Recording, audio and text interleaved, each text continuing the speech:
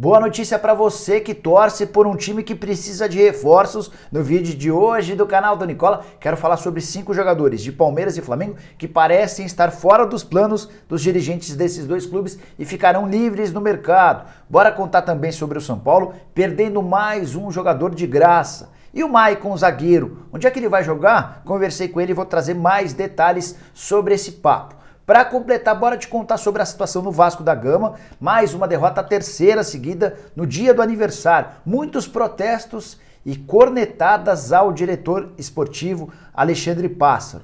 Para completar, falo sobre Guilherme Arana, lateral esquerdo, que pode receber nos próximos dias uma proposta do Benfica.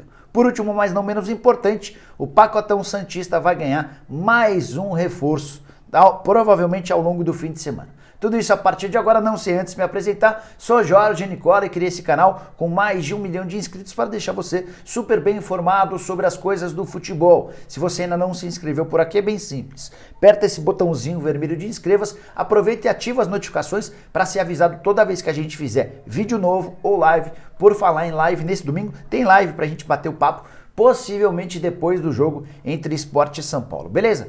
Só uma última coisa, não esquece de deixar like não, beleza? Bom, agora sim, bora começar o vídeo falando sobre reforços no Santos. Peixe que já havia contratado o Augusto Galvão, meia que foi revelado no São Paulo e estava no Real Madrid. Também fechou durante o fim de semana com Diego Tardelli e Léo Batistão. O Batistão, inclusive, já foi apresentado.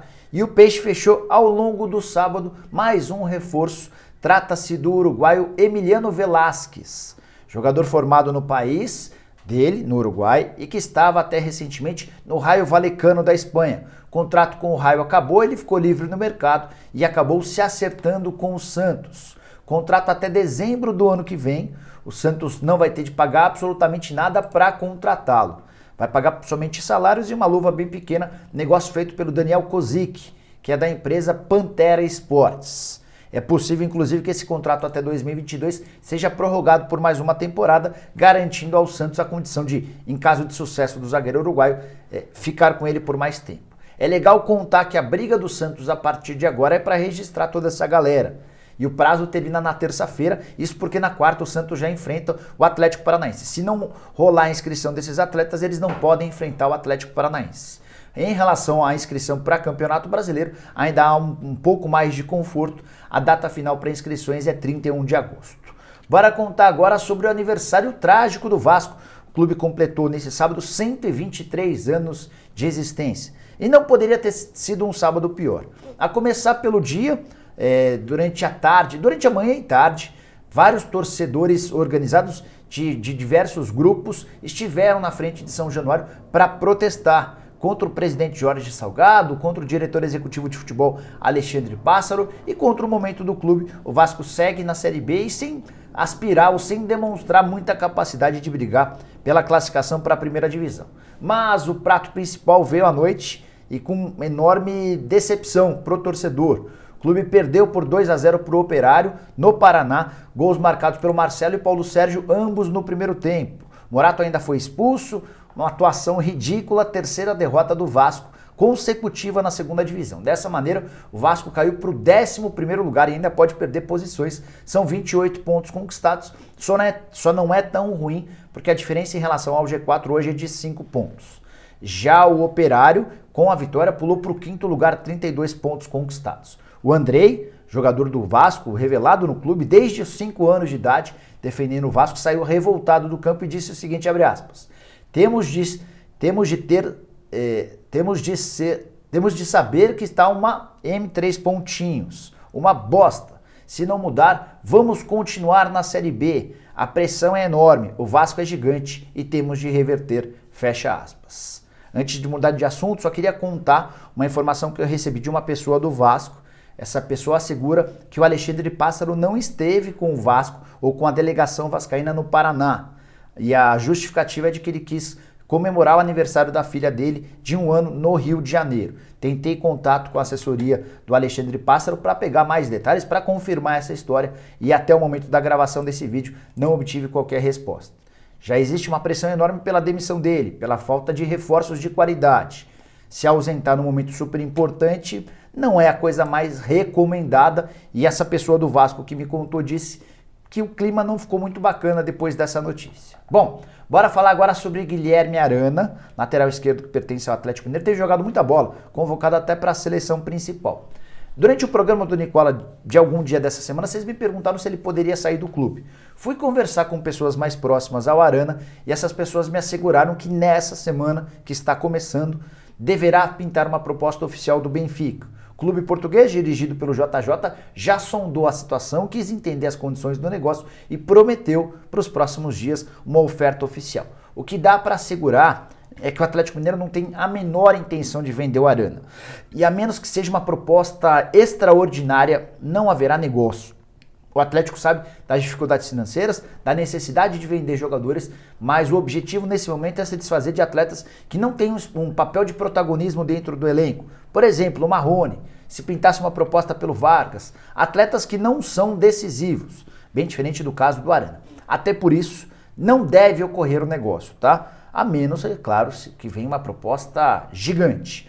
Só para lembrar, o Arana foi contratado por 5 milhões de euros. 2 milhões e meio de euros no primeiro momento por empréstimo e mais 2 milhões e meio de euros pela compra em definitivo. O Atlético ficou com 90% dos direitos econômicos e tem em mãos um baita jogador.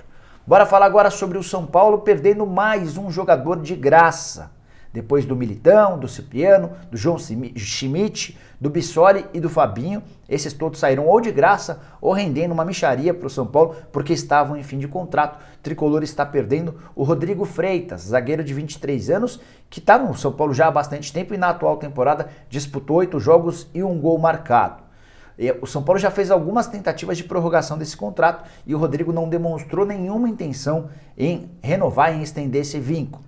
Já pode assinar um pré-contrato desde a metade do ano e existe a suspeita no Morumbi de que ele já tenha um acordo com algum clube para a próxima temporada, saindo assim de graça do São Paulo. Essa suspeita se dá porque por mais que o São Paulo aumente as propostas, a resposta é sempre não quero renovar o contrato. Mais uma herança deixada pelos dirigentes da antiga administração, Leco, Raí e Alexandre Pássaro. A renovação do contrato, especialmente com jogadores jovens, precisa ser feita o mais breve possível, bem distante do fim do contrato, senão o atleta passa a ter a condição de escolher entre sair do clube para receber luvas ou permanecer. Só uma coisa importante, o Rodrigo Freitas tem 23 anos de idade, na temporada passada esteve emprestado ao Portimonense, onde conseguiu abrir mercado. É possível até que essa oferta tenha vindo de fora, para que ele se mude já no ano que vem. Por conta da perda do Rodrigo, que já é dada como certa, o próprio Carlos Belmonte, em entrevista recente ao UOL, afirmou que o São Paulo busca um zagueiro porque já conta com a saída do Rodrigo. O Tricolor está no mercado de olho em alternativas, em opções. Por falar em alternativas e opções, queria contar sobre o papo que eu tive com o Maicon, zagueiro que já jogou no São Paulo, já jogou no Porto, estava no Al Nassr até a metade do mês passado. Em 19 de julho, ele rescindiu seu contrato com o Al Nassr e desde então está livre. O torcedor do São Paulo adoraria contar com a volta do Maicon.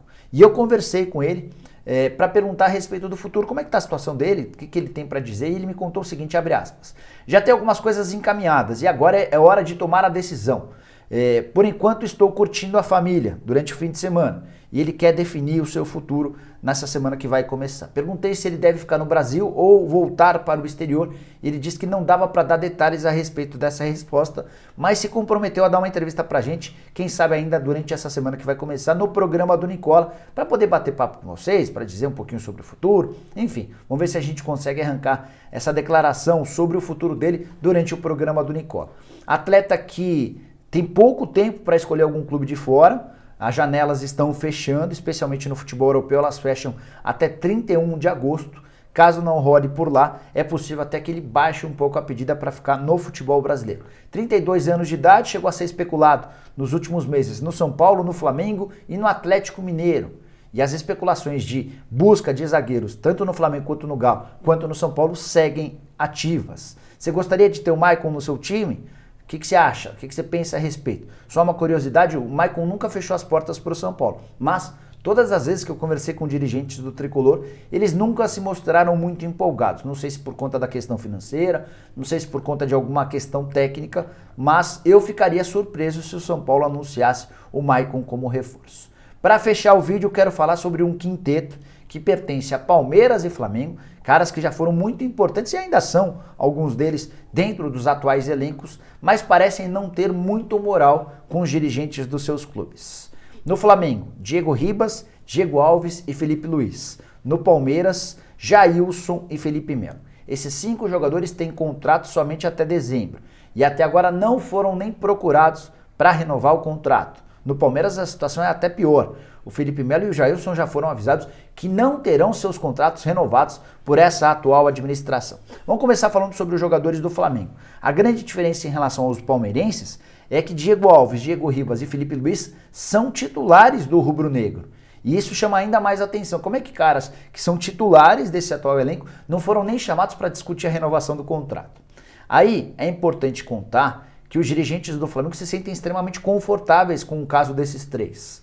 Por exemplo, Diego Alves e Diego Ribas já renovaram seus contratos e nas renovações tiveram de baixar seu salário. O Diego Alves baixou de 700 para 600 e o Diego Ribas já baixou 2 vezes, em 2 renovações de contrato. Também ganhava 700, foi para 600 e na última extensão do vínculo foi para R$500 mil mensais. Felipe Luiz ainda não teve esse desgosto, esse desprazer de ter o seu salário rebaixado depois de uma renovação de contrato.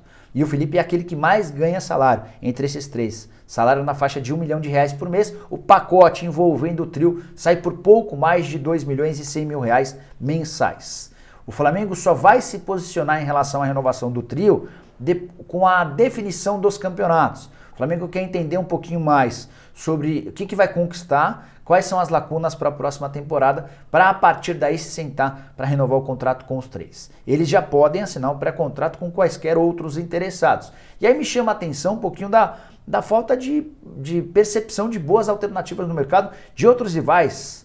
Por exemplo, o São Paulo, que vive falando em busca de goleiro. Por que não pensar no Diego Alves? Por que não tentar fazer uma proposta financeira boa? Felipe Luiz já não vive a boa fase dos tempos em que chegou ao Flamengo, mas poderia ser uma alternativa bem interessante para clubes grandes do futebol brasileiro. Parece que os caras têm medo de fazer proposta para um atleta de um rival como o Flamengo.